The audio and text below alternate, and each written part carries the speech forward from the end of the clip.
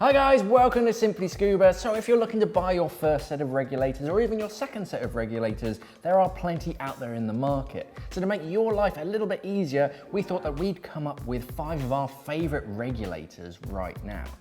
So on the table in front of me, I have 5 sets of regulators from a few different brands. So I'm just going to quickly buzz through them and show you sort of why we really like them. Small little features that aren't immediately obvious. A lot of things that go on inside a regulator are just that inside the regulator, so you can't quite see it.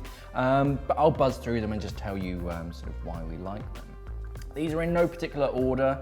They're all just sort of good regulators that I'd be happy diving, both here in the UK and traveling abroad, from a range of different brands. Okay, so starting off, we have the Scubapro S620 with the Mark 25. So this, I changed my mind at the last minute with this because this was originally going to be the S600 that's been out for years, because that is by far one of our most popular regulators ever. It does everything that you need. It's got all the bells and whistles. It's smart to look at. But what they've done is they've updated the 620. They've made it a little bit smaller and just improved the internal parts. They've thrown in some titanium as well, which is better than the sort of brass that you usually get inside of regulators. But the S620 is slowly overtaking the original S600. It's becoming more popular. So first off with the first stage, of course, you've got the Mark 25. Mark 25 cold water regulator. It's got the XTIS sort of environmental sealing on the inside. You've got a 5-port swivel turret. So your hose routing is really, really easy. Completely flexible as well, so it's great for everything from single cylinder to side mount all the way up to twins. It's a fantastic first stage. The second stage, nice and lightweight. It's got a nice sort of styling to it. You've got the adjustable breathing, so you can adjust exactly how stiff it is. You've got the adjustable venturi in that as well, so you can interrupt free flows. They've just improved the ease of breathing, so it's a very, very nice, smooth regulator to breathe from. So that's the Scubapro S620 with the Mark 25. Next, we've got the Mares Abyss with the 52. So this is a very underrated set of regulators. The Abyss was actually my very first set of regulators. Of course, it's changed design since then, but this is a full metal body second stage. So instead of a lot of the plastics and polymers that you get out there, all of this is made out of metal. It does have plastic parts to it, but the main body of it is made of metal, which makes it very strong, and it also works as a fantastic heat sink. So especially if you're diving in colder waters, it's going to absorb the heat from the water and warm that gas up, so that's less likely to free flow. Another benefit is that we have this bypass tube. So instead of the gas just coming straight in from the first stage and straight into the second stage and then muddling around, eventually making its way into your mouth, it actually bypasses, goes through this metal tube, so that means that it's sort of absorbing all of that heat as well, and then it gets delivered straight to the mouthpiece. So that has a few benefits. One, it's less likely to free flow, but two, on the inside, it means that there's less turbulence, and it actually means that you get a really smooth breathe. So instead of that kind of fluttering that you can get with cheaper regulators, this is a very smooth and easy to breathe regulator. That's definitely high up on my list.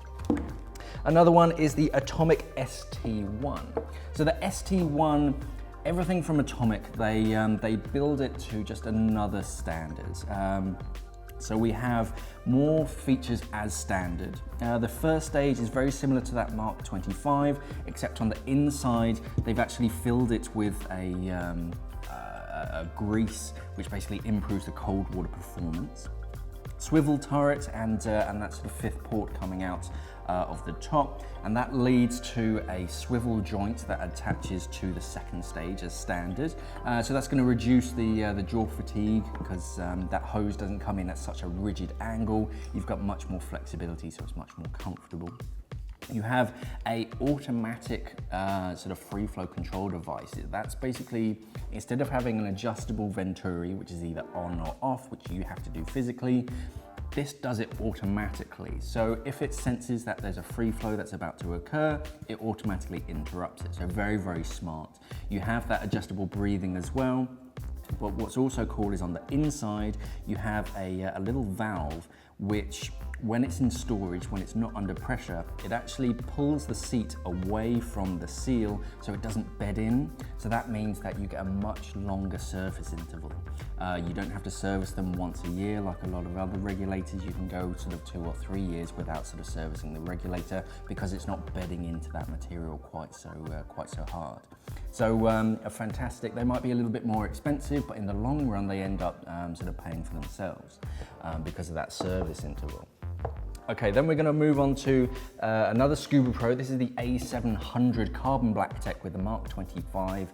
The standard A700 is a beautiful piece of sort of manufacturing with that sort of polished chrome look.